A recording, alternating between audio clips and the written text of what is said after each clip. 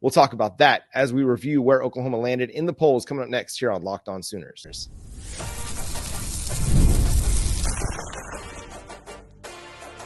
You are Locked On Sooners, your daily podcast on the Oklahoma Sooners. Part of the Locked On Podcast Network, your team every day. Once again, thanks for making Locked On Sooners your first listen every single day. Shout out to all the everydayers out there. Tune in and subscribe to the show wherever you get your podcasts. We're part of the Locked On Podcast Network, your team every day. Jay, we got some new polls, and Oklahoma suffered a bit of a drop. Yeah, much needed drop, actually. You know, it's nothing wrong with it. Deserved. We're still a top 15 team in the country. We still have our entire future in front of us. I know a lot of you are going to be all upset and mad of, oh, no one cares about the polls. We suck. We're going to go 6-7 and never win again. You're probably right. If that makes you happy, I agree with you.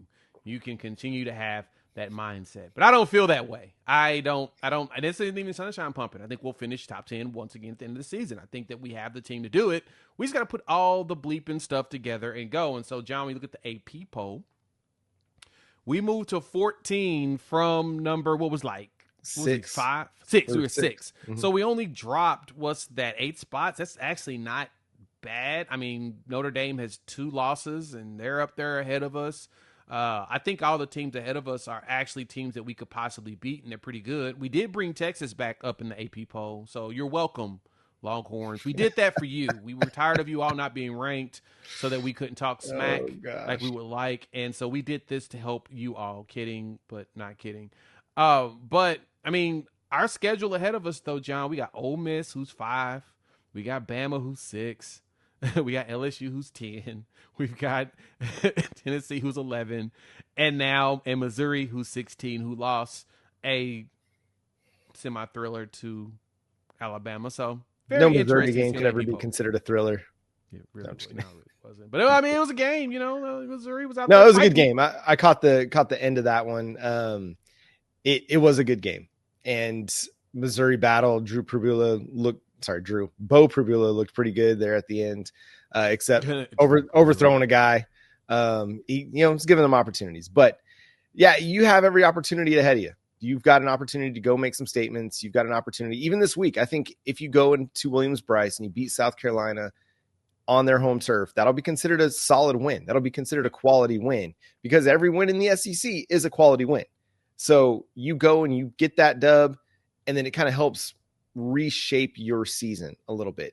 Now, it won't be considered the best win of the season because you've got so many AP top 25 teams left on your schedule, and you're going to have to win some games that you're not going to be favored in.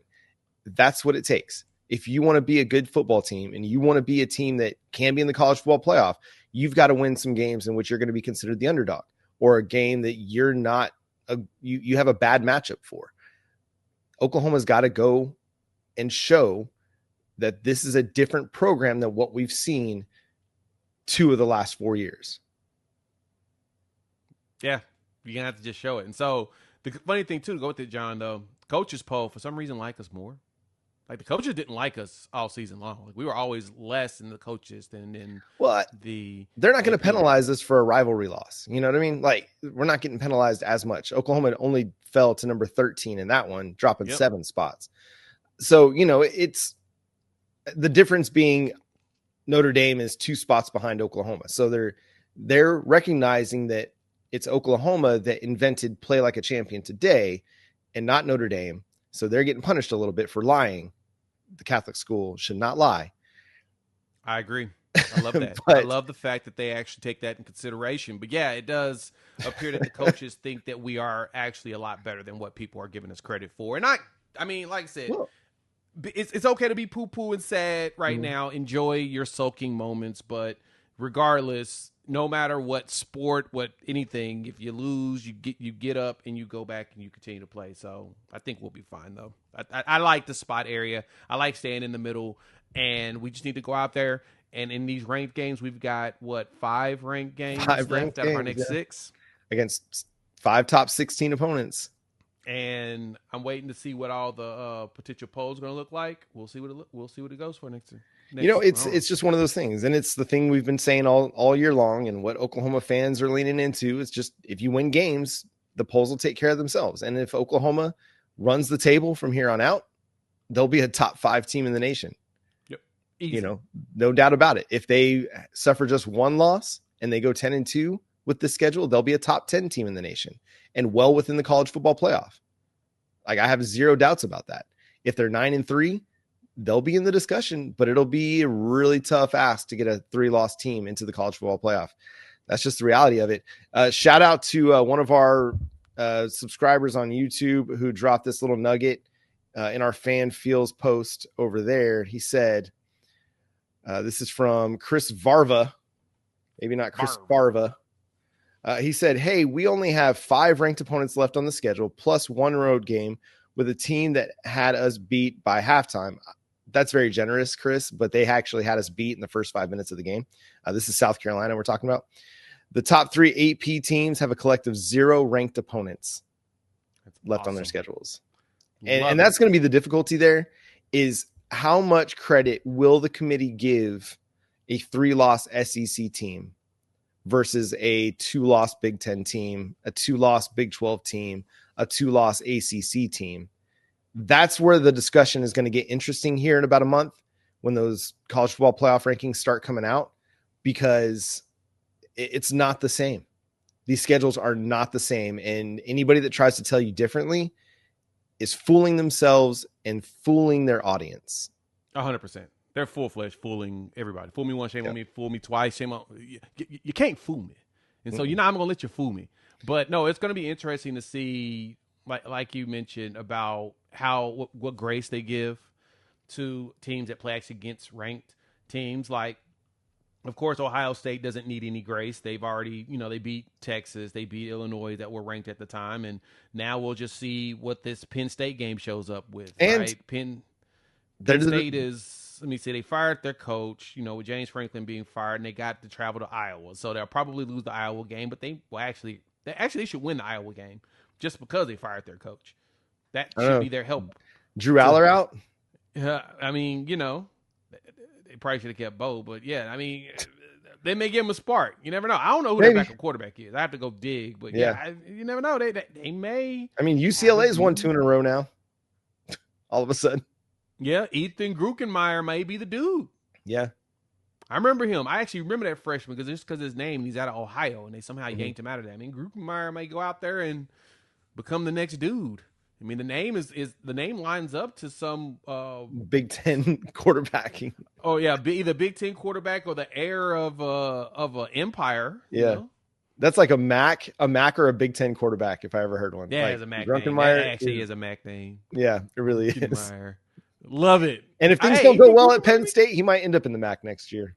Hey, Ethan Gruckenmeyer may go out there and as a redshirt freshman, he may cook. He was 8 for 11 in the one game he played. So if he goes out there and shows you something, and Penn State may say, hey, moving forward, baby. Anything surprise you from the SEC this weekend? That once again, Auburn would get hosed. It seems like this is going to be, I think they're going to get hosed every week. And until I feel like the SEC is punishing them by saying you need to fire your coach. Yeah.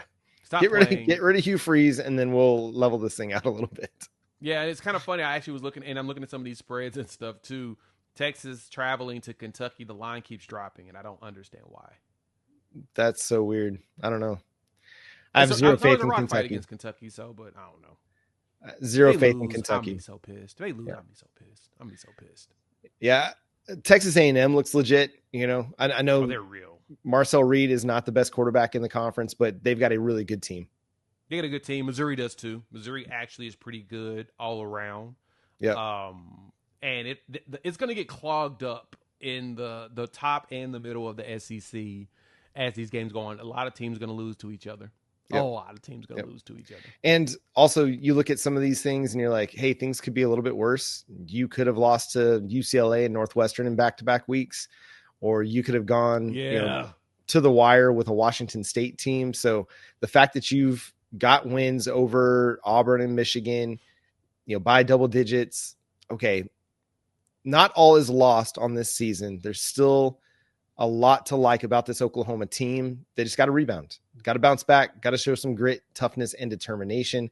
We'll get you ready for South Carolina all week long here on Locked On Sooners. So make sure you're subscribed to the show wherever you get your podcasts and over on YouTube. Hit that subscribe button, that notification bell to let you know when new episodes drop. Follow Jay at Unfair Sports. Go check out his channel, Unfair Sports, on YouTube. You can follow me at John9Williams and read my work covering the Sooners over at SoonersWire.com. The show is at Locked On Sooners on all of your favorite social media platforms. But until next time, he's Jay Smith. I'm John Williams. Boomer Sooner. Gotta have hope. Gotta believe. But only hope.